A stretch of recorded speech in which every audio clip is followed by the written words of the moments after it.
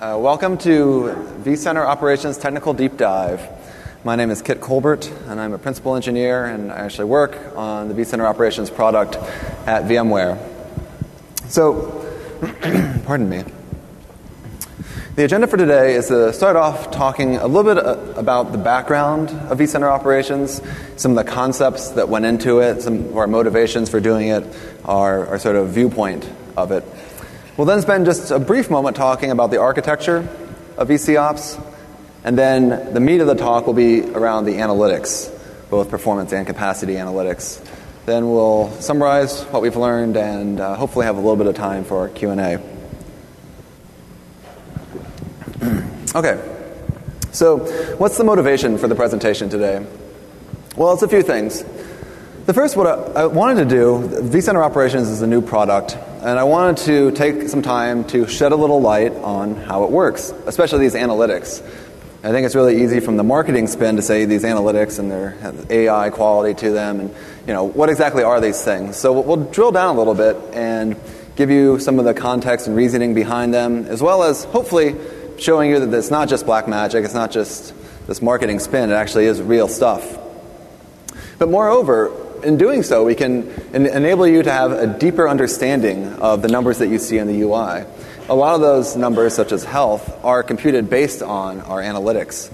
So if you have a better idea about how the analytics work, then you have a better idea about what these numbers mean, how to interpret them, so on and so forth. I also wanted to call out what we're not doing in this presentation. And the presentation is not going to be walking through each of our UIs, explaining what they are, so on and so forth. This is more of an advanced session, a deep dive into the back-end technology of the product.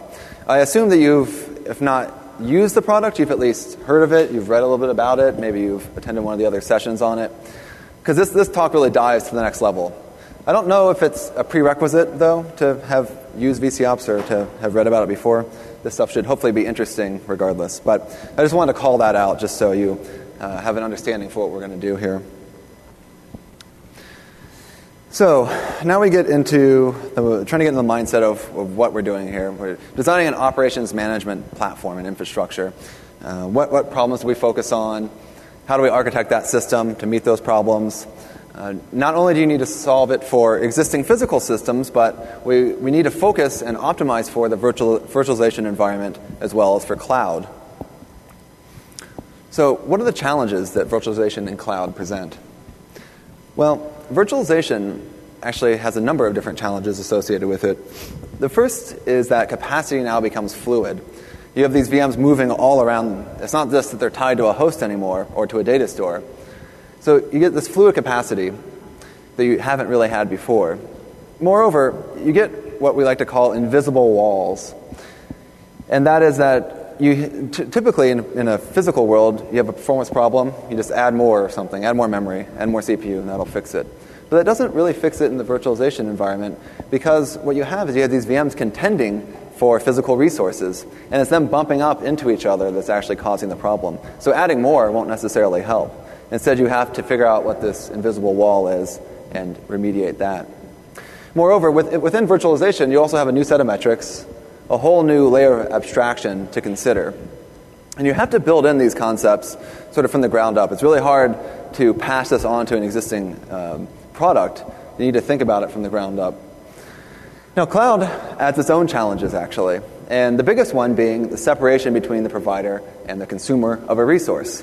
No one actually has a full view of the stack.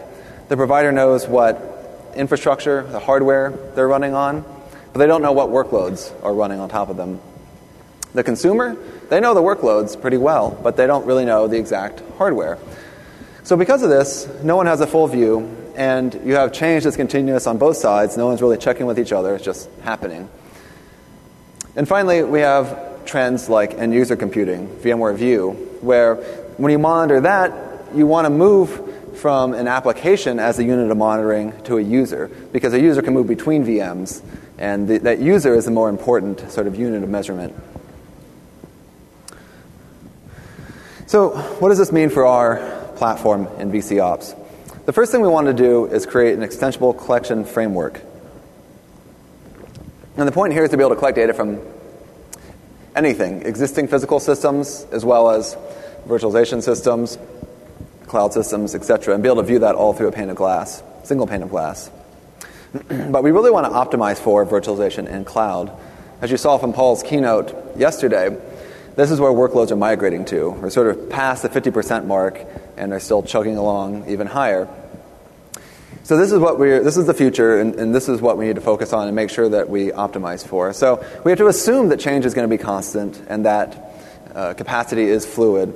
We need to be able to build in deep knowledge about how to shine light on these invisible walls so you can perform the correct remediations. And that means having deep knowledge of this virtualization layer and to be able to build that into the product. But the real, I think, differentiator comes here at the bottom, and that's the analytics. This notion that you can manually do this process of setting thresholds, doing this manual monitoring, just doesn't really work. Static thresholds actually can be useful in specific targeted cases, and indeed we use them in VCOps, as we'll talk about.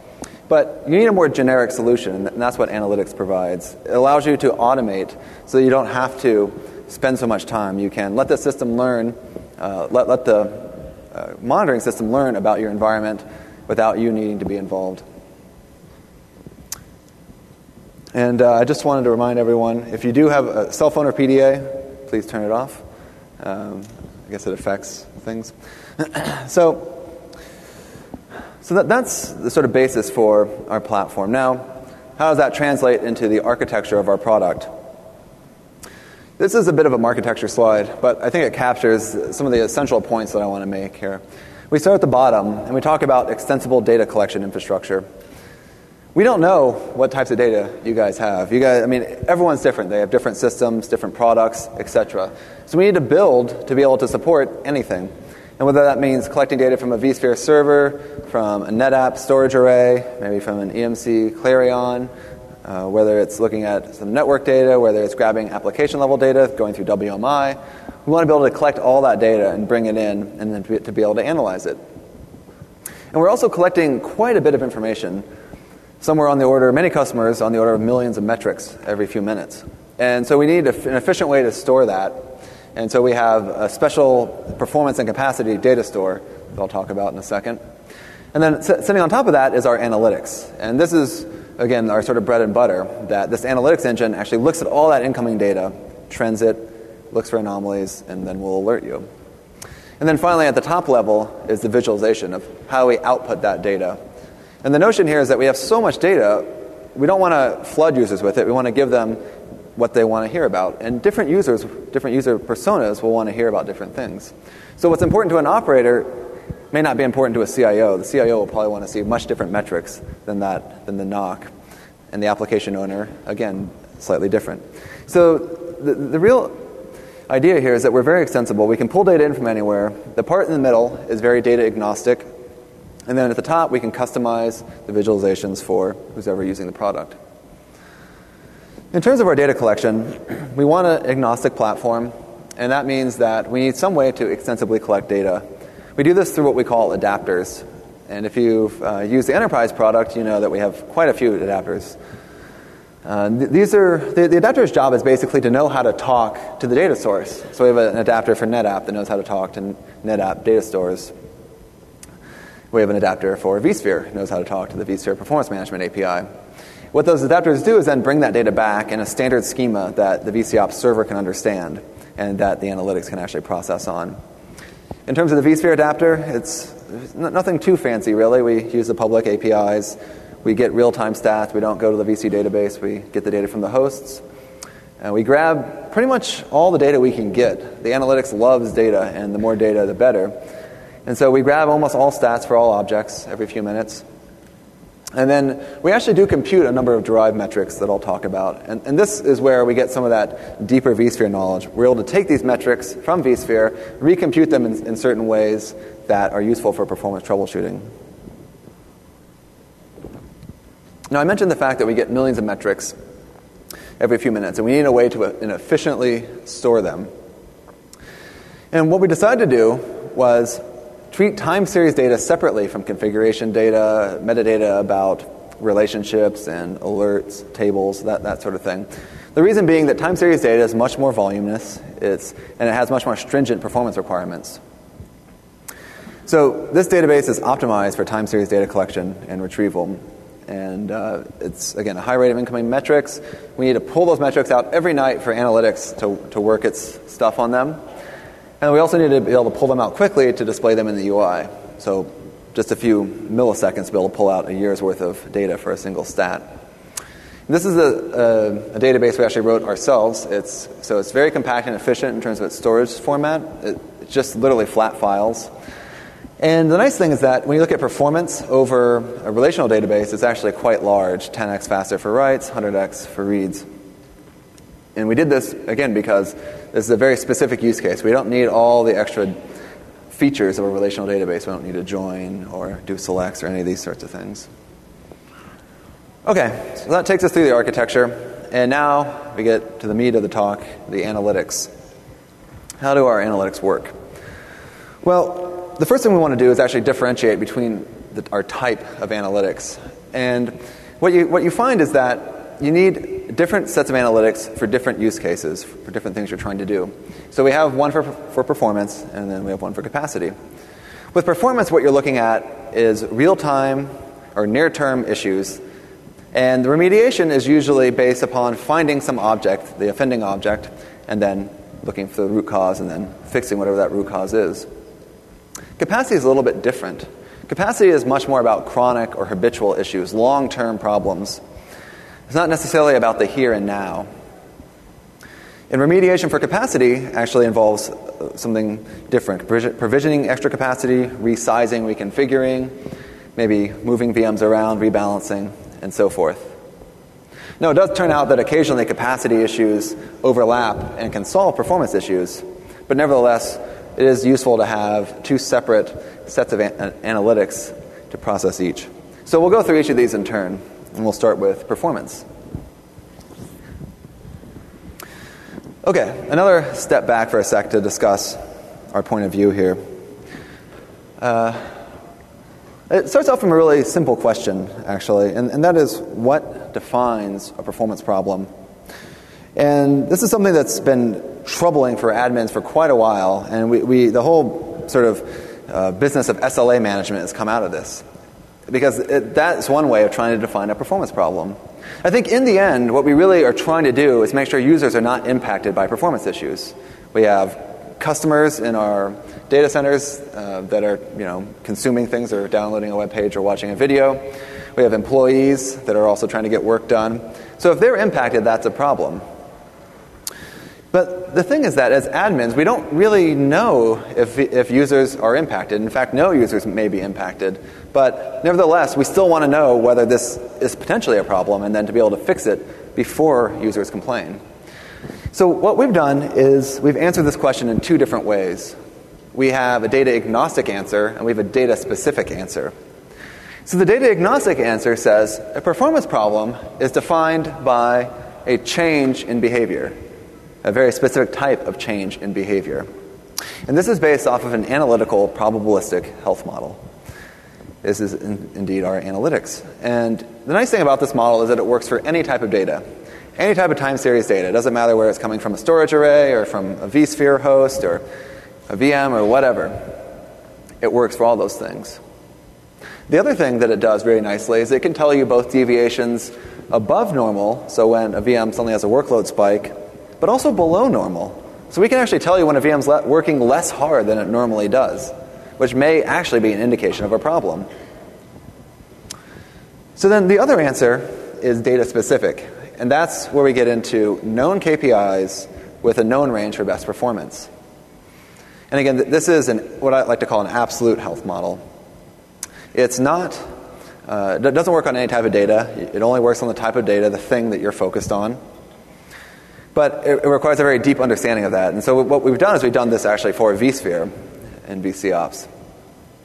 And we have encoded that knowledge into the product. So we'll talk a little bit about both of these types of answers. But first, we'll get into the analytics and the data agnostic approach. So our analytics create what we call dynamic thresholds. And these dynamic thresholds embody the normal behavior for an object. Again, this works for any type of data. It is data agnostic, so it doesn't matter what it is. It's just a set of time series data, a set of numbers over time. And what it can do is it can use this data of what's normal to detect abnormalities when things change. When things change, it can generate alerts to say, hey, this thing's changed. You probably want to take a look at it. It also can compute health, which is a score that tells you how normally this object is behaving, what you need to pay attention to. But it can also do something very interesting, which is reveal hidden relationships. It can tell you when two stats go abnormal simultaneously. It can tell you when an event precipitates a stat going abnormal, and maybe that event caused that stat to go abnormal. And you can see here in this graphic here, if you can see the little gray bands running both above and below this line here, the line is the actual usage. The gray bands are the normal behavior as has been trended by the analytics. The areas in red are where the usage has gone outside of the normal behavior.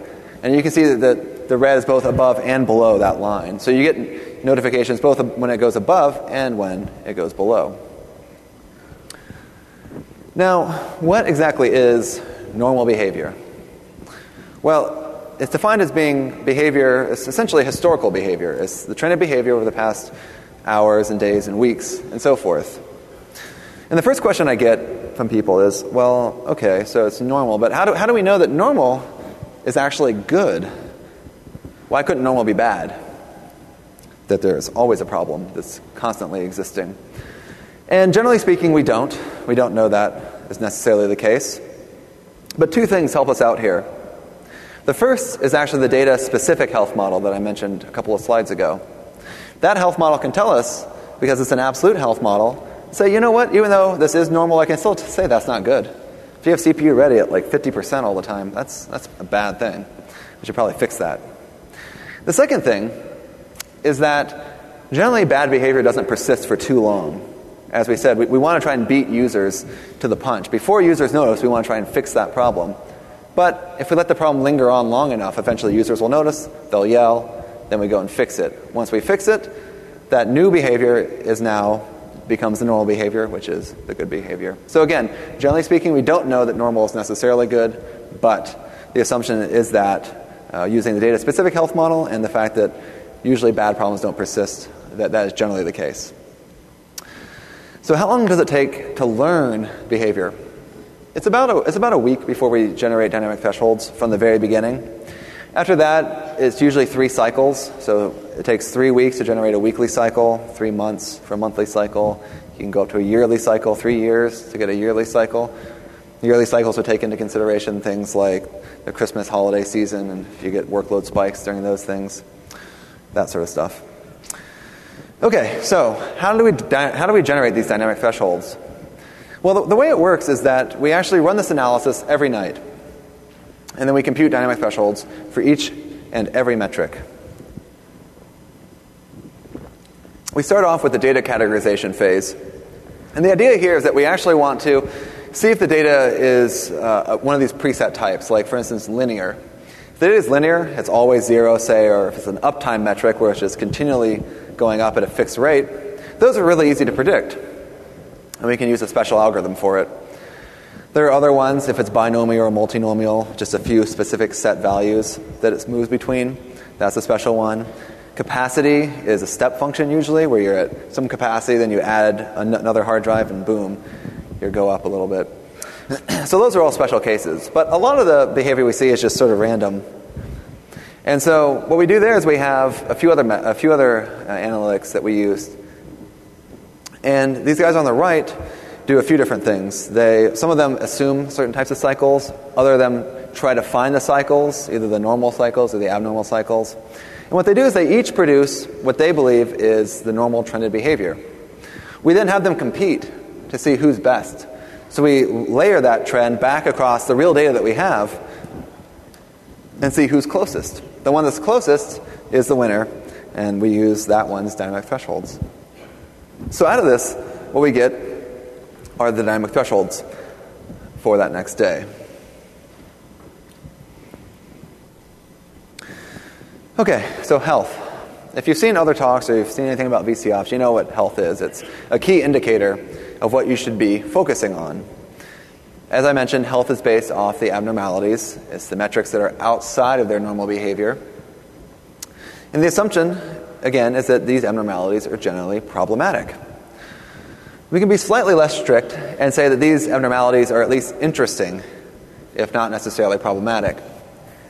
There's this one case I heard about from a customer that their health score for one of their applications, a multi-tier thing on a bunch of different servers, the health for that application suddenly dropped very significantly. And VCOps noticed it, set up an alert, and they started taking a look at it. And what VCOps does is it actually tries to figure out which metric it believed caused the problem. It tries to determine the root cause. In this case, the root cause that it believed, or the cause that it believed was the root cause, was actually this one metric, which was the software version number. The software version number had actually changed. Some admin had installed or updated that software. And it's a large application, and when you do that, when you install a new version of software, you have new bits. Those new bits behave differently from the old bits. They use memory differently. They use CPU and disk I/O differently. And so that one software version change actually precipitated a huge change in behavior. So again, that wasn't necessarily problematic, but it was very useful to know, because these admins can now go back and say, okay, do I need to change my allocation policy here? Do I need to give this guy more memory or more disk or whatever, because he's now behaving differently? So again, it may not be problematic, but it is definitely interesting. Health is scored between 0 and 100, 100 being very abnormal and thus considered bad, 100 being very normal and thus considered good, with four total states in between, color-coded by their severity. Now, how do we compute health? Well, the assumption is that when there is a problem, you're not going to have just one metric that goes abnormal, that there will be a cascade. Like in the software version change, it wasn't just one metric, the software version number, that changed. All sorts of stuff changed. That whole application's behavior changed. And that's usually an indication of a large problem. So what we want to do here is we want to filter out the noise so that if a single stat goes abnormal, that's not a big problem. There's always noise in the data center. Something's happening differently every day. So we don't want to send you spurious alerts. We want to give you real, actionable alerts about real problems. So what we do is we actually do a second level of analysis on the number of abnormalities. So the number of abnormal metrics. We compute the average number of abnormal metrics for an object, and then we develop this, what we call the noise line. So long as the number of abnormalities is below the noise line, health stays near 100, no alerts are generated. But then once the number of abnormalities goes above the noise line, then health will start degrading. So this is one case from I believe from actual customer data. And you can see how the number of abnormalities stays pretty consistently low until you see that giant spike up. That's an indication of a problem. The problem occurred right around that time, right around 7 a.m. that morning. And you can see that it very quickly surpassed the noise line, at which case an alert was generated. Now the funny thing is that users don't actually notice this problem until quite a ways later. It's not until you're close to the top of the curve there that users actually start screaming. And that's about a 2-hour difference. So the problem happened 2 hours before users would have noticed. And in this case, we were able to alert very quickly after the problem happened, allowing the admins to take action early, before users were impacted. Now, we still haven't answered exactly how health is computed. So health looks at both the current object as well as any objects that one depends on.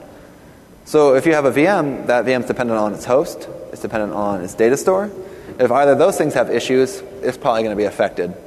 So we use the abnormalities not only from itself, but from its dependency objects. And the easiest way to describe the health number between 0 and 100, how we achieve that, is to think of it as a bucket and abnormalities as balls. The more abnormalities you get, the fuller the bucket gets. When the bucket's empty, health is 100. When the bucket is full, the health is then 0.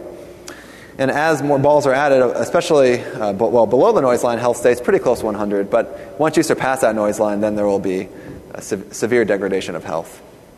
So that's essentially how you get the health number that you see in the UI. Okay, so now we can talk about alerts.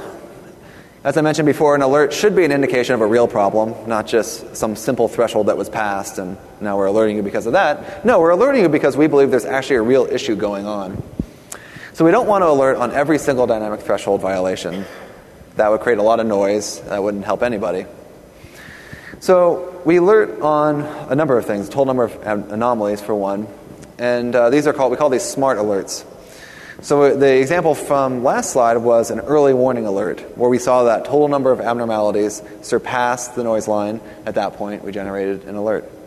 There are a few other alerts, KPI predictive alerts, that can correlate event occurrences with KPI abnormalities. They can then say, hey, when this event occurs, I think you're going to have a problem with this KPI, and thus you'll probably want to take a look at it.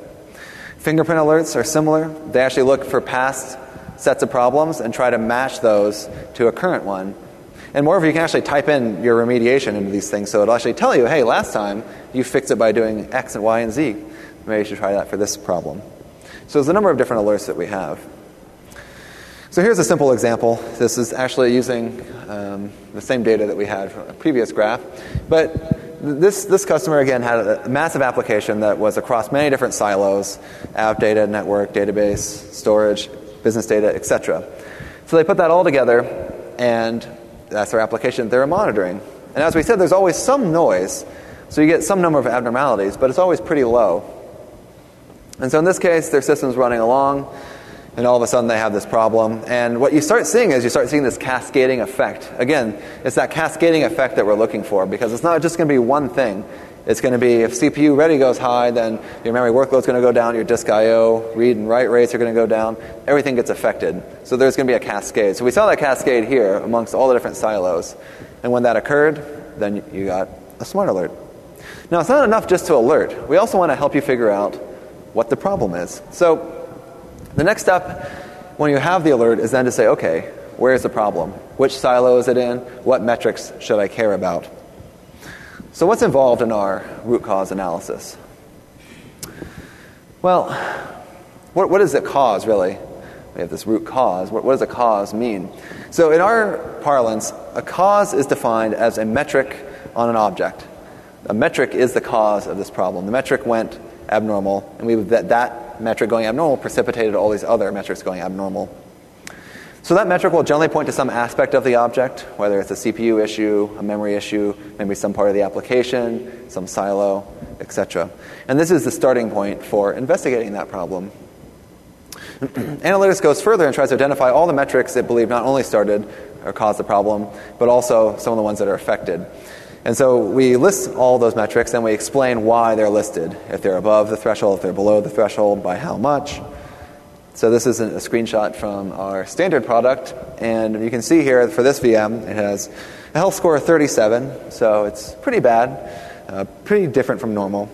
And we can see very quickly, I don't know if you could read in the back, but there's two sets of metrics here. One is on network and the other on memory. Network is listed first because VCOps believes it was those stats that are the primary cause. Memory is listed second because those stats are abnormal, but VCOps doesn't think that those are the primary cause. Or at least something you should look at second after memory. You can then drill in. You get the reason why this stat is listed there. And this one I have selected, it's because it's below its dynamic threshold. And then you get specific numbers saying how far below, what the normal is, so on and so forth. And a whole bunch of other information there. So that's the root cause. So the point here is that we look at your entire system, your entire environment, millions of metrics. We monitor that automatically. We learn the behavior automatically. We alert you when we see this cascading problem. And then out of the hundreds or possibly thousands of metrics on an object, we boil that down to 5, 10, maybe 20 tops. So it's a very large reduction in work that you need to do. You don't need to look at hundreds or thousands of metrics. You need to look at just a small subset. And generally, there's just looking at the group of metrics, it's network metrics, so maybe it's a network problem. So already, you're very far along in the troubleshooting process. Okay, so now let's go back to the original question of what's a performance problem. We talked about our data agnostic approach, but we also want to supplement that with the data specific approach. So the data agnostic approach is great. It's generic. It works on all types of data. But we still have this issue that we assume that normal behavior is good behavior. And so this is where the data-specific approach helps us. It can say with much more authority whether a certain type of behavior is good or not. And so VCOps has one of these data-specific health models for vSphere. We've basically taken all the knowledge we have from implementing it, the best practices for it, how to make it perform best, and put that into VCOps so that it can tell you, hey, this thing really is a problem, or no, it's not so bad. And we can actually use this absolute health model until the data-agnostic health model is ready to take over. As I said, it takes about a week for that thing to get started up. The more data it has, the better. The more data it has, the more accurate it can be. So initially, this data-specific health model is really useful for pointing out issues in your environment. So one example of this data-specific health model is our workload metric. It leverages a number of concepts that we've defined in VCOps, and that are somewhat there in VC as well. We don't do quite a good job of exposing them. But that is demand and usage and entitlement. Demand is how much of a resource the VM wants. Usage is what it gets. And entitlement is the most it can get right now based on its fair share. So workload is essentially a measurement of the demand divided by the entitlement. And the meaning here is that if workload is greater than 100%, that's generally a bad thing. It means this object is it wants more than it can actually get. If it's near 100%, it's a little bit worrisome, but maybe not too bad. And if it's not close to 100%, then you're generally okay. The other thing you can do actually is use this with the health metric. So you can see if workload is low and health is high, it means things are normal. But if workload is low and health is low, maybe this object is actually performing below its normal baseline. So you can actually use the data-specific health model together with the data-agnostic health model to get an even clearer picture of what's going on in your environment. Okay, so that sort of takes us through the performance analytics section. Now let's dive into the capacity analytics section. So it's worth taking a moment to take a step back and think through what the goals are for capacity management. We understand what the goals are for performance management. Now what about capacity? So it boils down to two main things we're looking at. Efficiency, which is the optimization of capacity, and then predictability, and that's availability of capacity. And these are sort of two opposing forces. Efficiency, you want to try and not use any more than you need, but predictability means you need to leave yourself a little bit of headroom so you can grow into it and not run out of capacity. And so this means looking at both the peak in demand as well as the valleys of demand, and then finding a happy middle ground between those that enables you to optimize your capacity while leaving some room for availability. Now, the first thing we want to do when thinking through capacity is that we need to understand what to actually use as the capacity that we're comparing things against. And for this, we actually use something that we call usable capacity. So it may be that you get an ESX host, you give it 16 gigabytes of RAM.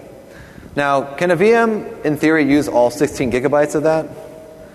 The answer is no. The reason? You have the service console, takes up some memory. The VM kernel itself, ESX, has a little bit of overhead, takes up some memory. So by the time it's all said and done, especially if you have HA configured, by the way, that'll add on some more reservations. So by the time it's all said and done, you may be down to 15 gigabytes, 14 gigabytes, depends on what your exact scenario is. But that usable capacity will be much less than your total capacity. So you need to compare it against usable capacity in order to get an accurate idea of how much headroom you have. The second thing we want to do is simplify our discussion by thinking in terms of VMs. Since VMs are the unit of deployment, it's what you deploy. You don't deploy CPU usage. You don't deploy memory by itself. You deploy this unit, and that's the VM. Now, VMs and their configurations vary, but if you look over the populations of VMs in your environment, what you'll find is that a standard profile or template does emerge, and that we can speak and manage in terms of that standard template. So, first thing you need to do with capacity management is trending and forecasting. Being able to know or predict the future, be able to predict and plan for the future. And so again, we want to use usable capacity for this, not total capacity. And it's a fairly straightforward regression. We take all these data points that we have, try to project out where that's going to go, and when we're going to hit our capacity. That's the time remaining. And we can actually do this for each individual resource, for memory, for disk. And then we take the minimum time remaining across all of those, and then that's the amount of time remaining for the object, for the VM. Another thing we want to do with capacity planning is we want to understand behavior. Unlike performance management, though, we need to look over the longer term. So it's not just looking at it now and saying, okay, is it about to have some problem? We need to understand the long-term habitual or chronic behavior. And that means we need to understand this weekly pattern. What does it do each week? There's a business week part of that. There's the weekend. There's certain things happen Mondays at 9 a.m., some sort of workload spike, people coming back to work, etc. And what we can do is we can actually use roll-ups to accomplish this. So what we can do is we can take all the weeks that we have in a month, all that raw data, we can roll that up to compute a typical week for the month. Then we can roll that typical week for the month up with typical weeks from the other months in a quarter to produce a typical week for a quarter. We can do it for a year, so on and so forth. But the notion here is that we want to actually maintain the granularity as we go back in time. And this actually differs from performance. Usually in performance management, what you see is as the data gets older, it's just not that important anymore. Performance is focused on the here and now. We need very granular data now, but as it gets older, it's not quite as important. But with capacity, we need to understand that past behavior because that defines what this VM is doing and how we want to manage it. If we just manage for today, then we probably would have one-offs and maybe scale things too large or too small. But if we look over all of history, we can see that full curve cycle. So with the capacity, we actually maintain our granularity over the history. Okay, so now optimization. We optimize VMs, we optimize hosts, we optimize clusters. We look at powered on, powered off, and idle VMs. We do right sizing. So is a VM too large or too small? Are there too few or too many VMs on a host? And as I said before, these algorithms all look at the long term. It's not just looking at the past week or the past few days. You want to look at the past few months of behavior. And the reason to do this is because there's all sorts of noise. There's little outliers. Different things happen every day. You don't want to take those into account. You want to get those out so that you have a better and clearer view of what's actually going on with this object. So, idle and powered off VMs. How do we compute these guys? Well, when is a VM idling? Pretty straightforward. We set a threshold that if the VM usage is less than that threshold, then we count that as idling.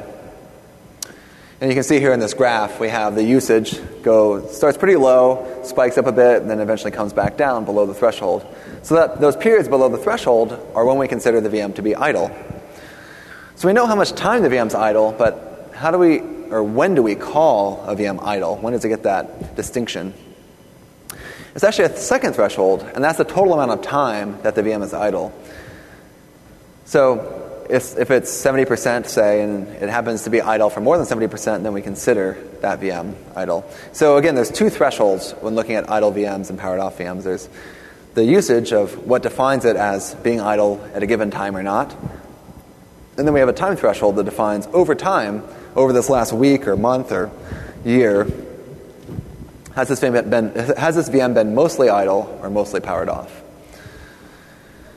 What about oversized VMs? How do we detect if a VM is oversized, if you can actually take some memory back from it and not hurt its performance? Well, a VM's oversized if its capacity is underutilized. So when is a VM underutilized? Well, again, it's a pretty simple threshold. We define some threshold as the underutilization threshold, maybe 20% or 25%. And when the usage goes below that, that's considered underutilized. Okay, so now we know when at any given time it's underutilized, but when is a VM actually considered oversized? So this is actually really interesting. It's when the area of the underutilization exceeds the configured threshold. So it's not the time. With idle, it was the time. How much percentage of the time was it idle? Here's the area. So why are we looking at the area, and what does that even mean exactly? Well, let's take a look here. Two different examples of this VM's potential behavior. The one on the left shows our current graph where you can see usage dive down pretty low before heading back up for a usage spike. The one on the right, usage doesn't dive nearly as low. Now, if you look at both of them, the amount of time that VM was the underutilization threshold is actually identical. Both of them are the same. But the area is much, much different. So again, why do we care about area? Well, capacity is actually an area. If you think about capacity in that usage curve, capacity is the maximum height of that usage curve over the time interval you're looking at. And what we want to know is how much of that capacity, how much of that area is being underutilized. In the end, what we're talking about here is how much work you're doing. That area represents work, or actually lack of work in our case here. So by using area, we get a very clear understanding of how much work the VM's doing, or lack thereof. And that's a truer picture of, is this thing really underutilized, or is it not? As you can see in the top two graphs, we would probably call the one on the left underutilized, but probably not the one on the right. And area allows us to achieve that distinction. And then we have undersized VMs. They actually work just the opposite of oversized VMs. We set a not underutilized threshold, which maybe is 80%, 85%, whatever. We calculate the amount of time or the amount of area that it's above that, and then we use that to compute or whether it's undersized or not. So again, same principle applies, and same principle applies to how we compute waste and stress for hosts, whether you have too many VMs or too few VMs running on your host. Okay, so that is pretty much all I had. Now the summary. So as I said, virtualization and cloud present a lot of new challenges. You get this fluidity of capacity. You have these new invisible walls that didn't really exist before virtualization. You have a separation between the provider and the consumer. All this means is that this old way of doing manual monitoring and troubleshooting just doesn't work anymore. You don't know what's going on. There's a lot of new sort of these invisible walls that you're not sure about. And frankly, it just doesn't scale for the types of environments we're looking at. You need a solution that automates this for you. And so that's what we built into VCOps. We have analytics that automate understanding your environment, telling you about problems, telling you about when to resize and manage capacity properly. So these algorithms filter out noise, they learn the behavior automatically, and they have deep and built-in knowledge of vSphere performance, capacity, and configuration. So that's it for me. We have plenty of time for some Q&A. Thank you.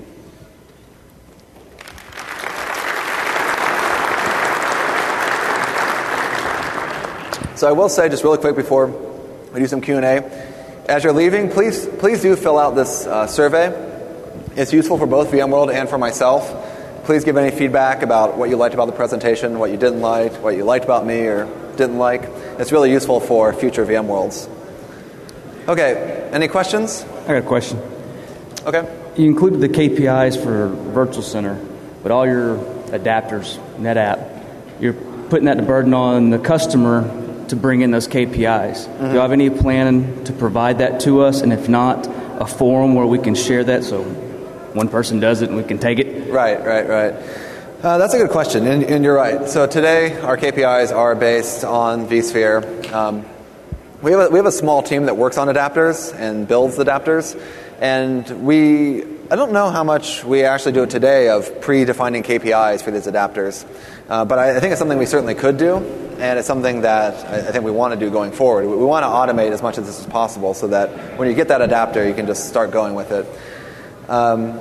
In terms of a forum, we have the community site, which would probably be the best place to share it. I don't think it's really very active yet in terms of the vCenter operations communities. It's mostly people just saying it doesn't work or I'm confused by it or something, but we can certainly build that up, and I think that's a great idea, actually. So, yeah. I guess we'll go over here. Yeah.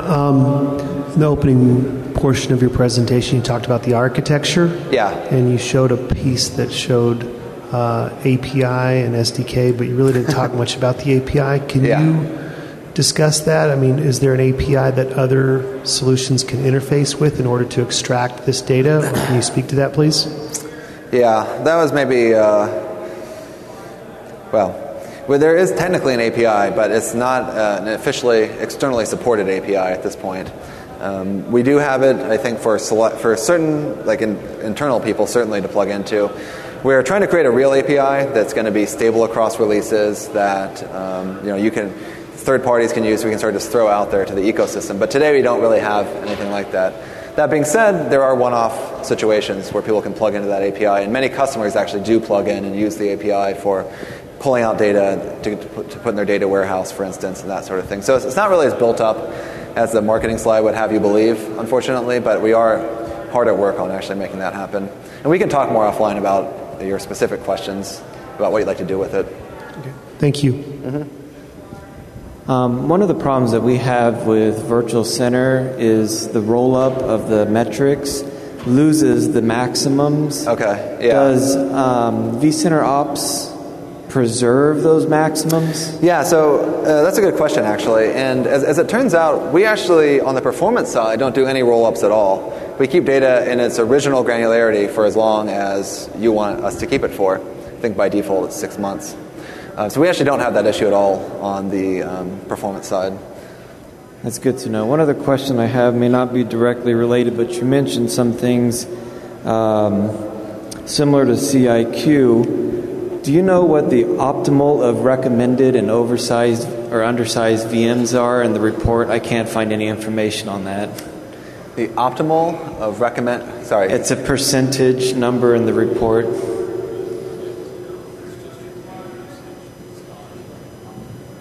You want to? Well, so Sam's the CIQ expert here. So he's telling me it's a poor labeling. He said it was a new usage based on... Okay, it's a new usage based on the recommended settings is actually what that means. It's kind of what I got from it, so thank you. Hey, you talked about a test case where a patch had led to bad performance or what was going to be interpreted as possibly bad performance. Right. And that gave me the impression that it was looking into the OS for that patch. Yes. Is that the patch you were talking about? Yes. So in this particular case, the customer was monitoring their applications and their operating system environment, so that they did have that level of visibility. Is that will it work across Linux or Windows? Or? Yep.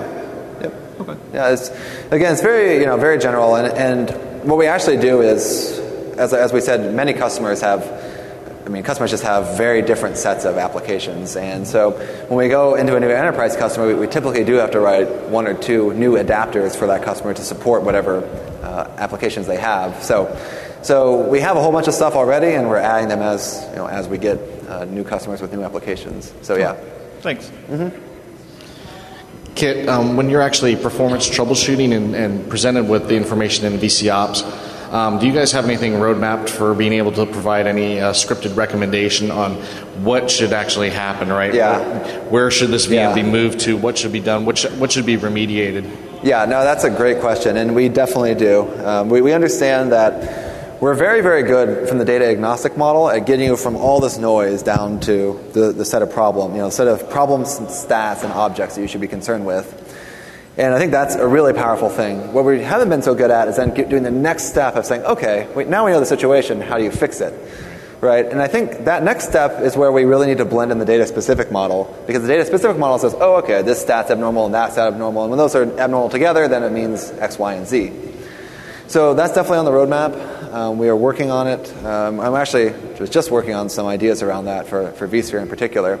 But the idea is that, same thing with the adapter and getting KPIs and those sort of things in each adapter. We can also get that sort of data-specific information. So we understand it's a limitation right now, and we do want to fix it. Awesome. Is there a recommended practice for where you would install VCOps? I mean, would you want to try and keep it out of the vSphere environment, because then you're kind of monitoring the thing you're monitoring? Monitoring itself.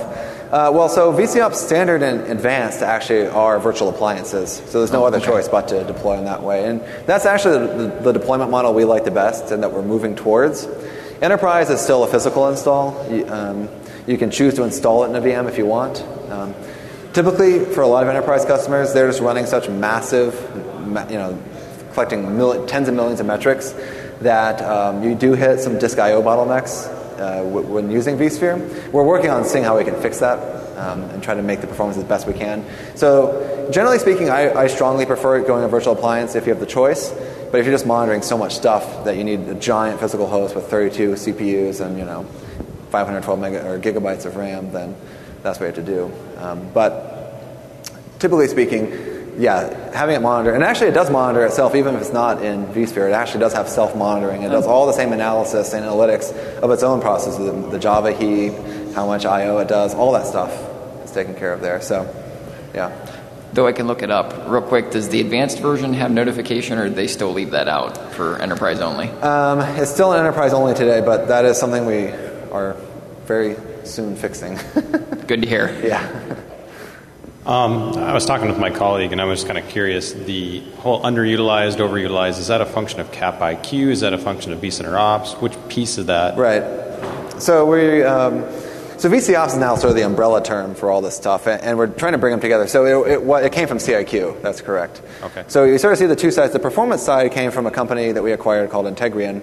The capacity side is coming from CIQ. The configuration side is coming from another acquisition called VCM, VMware Configuration Manager. Mm-hmm. So we're bringing that all together under the vCOps umbrella, and we're working very hard to actually get very tight integration amongst all these things. Okay. We have both of those pieces. Okay. We haven't dug into them enough. Is that a report? Is that just a metric that shows up when you look at that VM to know that it's undersized, oversized, or is that what is that?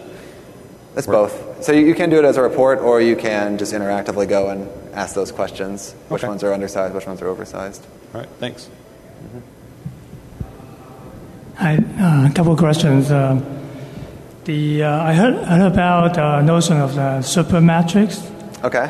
Can you elaborate a little bit? Yeah, sure. What it is and where does it get calculated in the stack? Yeah. So super metrics are each adapter exposes a certain set of metrics. It collects metrics from whatever data source it's talking to and exposes that to the vCenter server, or to the vCOps server. But sometimes what you want to do is you actually want to do metrics that cross over different adapters. So, for instance, you may want to look at, you may want to cross business data with, how many clicks you're getting on your website. You can do some sort of dollar per click type calculation. So that's what supermetrics are used for. And so they're actually computed in the analytics portion. So all this data comes up, they get stored, analytics goes back over and says, okay, let me pull these and put those together. And you can very open-endedly define these supermetrics yourself. Is that defined at the adapter level or defined in the data model? No, it's actually on the server side that the supermetrics are defined. But it can be defined through, say, the VCR UI and user can... Pardon me, in the VC UI? VCR. Yeah, in the vCOps UI, yeah. In the Enterprise Edition.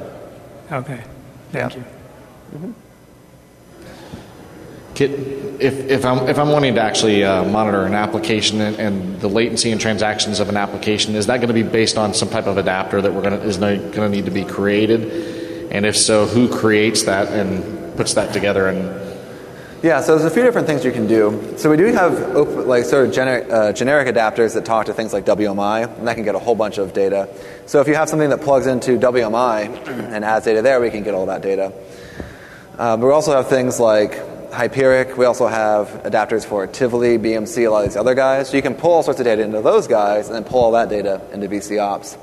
So there's a few different ways to do it. In the end, you can also, we have a small team that creates adapters for customers as they need them. Some of our customers, the more savvy ones that have been using the product for quite a while, actually do create some of their own adapters as well. What's involved in creating those adapters? Because I'm a partner, so would that be something that partners could do? Or we'd like to open it up. I think right now we don't have, there's no really way to do that today, but we want to open it up, and part of that's getting that SDK really formalized so that we can just give it to people and they can run with it. Obviously, it's not scalable for our small team to try to do everything. Oh, right, the post adapter, yeah. So we also have a completely generic adapter that just listens over HTTP, and you can just send data to it. Okay. That one, you can do some things slightly more efficiently if you write your own, but that one is sort of a grab bag for any situation where you can't write your own. Okay. But generally speaking, it's not that hard, to write an adapter. You just need to know what data source you're talking to. Right. That's the hardest part, is learning what API to call to get that data, how to interpret it, how to put it together, Those are the issues that you hit, actually. Awesome. Yeah. Thanks. Mm-hmm. Another question, is VCR capable of supporting multi-tenancy? Can you elaborate? Yeah, I guess, so what do you define as multi-tenancy? Say different organization, different service. in application? Yeah, I mean, so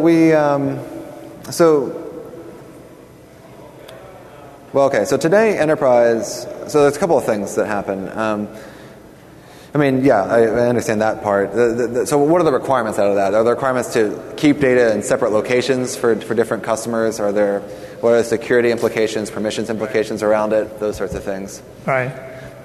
So the enterprise product, so today we keep all of our data in one place. So we can't separate it out. But maybe that's okay for some multi-tenancy use cases. Right. For example, different, as long as you can create different users for different, different groups or different organizations, and they can access only their part of data, etc., the kind of use cases.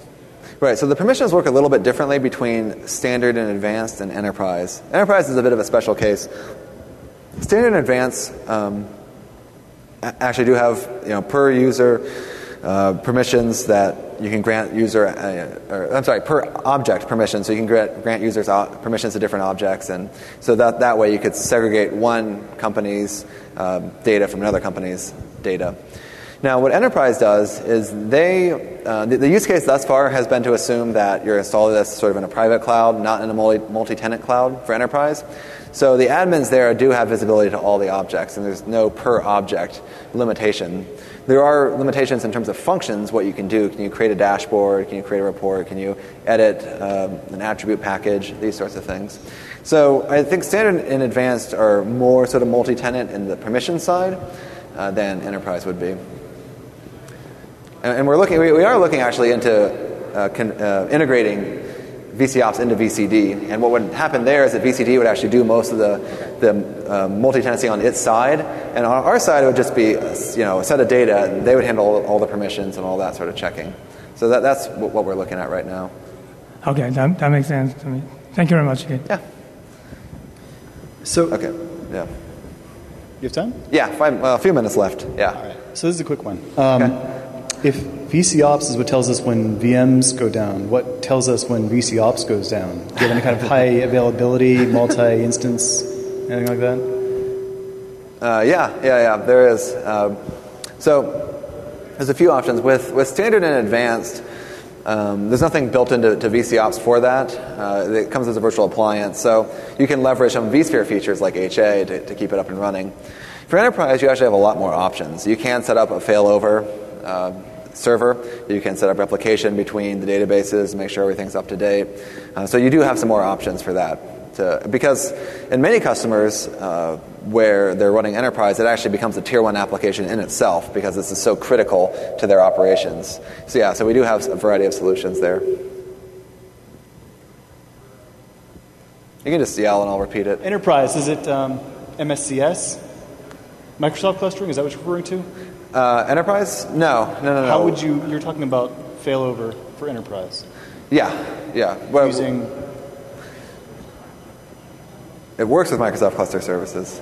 Okay.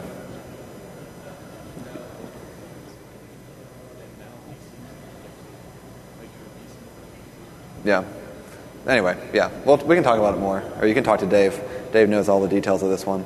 He's our enterprise guy. Well, he's one of the Integrant architects, so he knows it better than me. Yeah. Hopefully this is an easy one. It can be quite a political battle trying to argue a right-sized VM, whether it be over or under provisioned. And I'm curious, if it was a part of capacity IQ, I want to know how it's computed.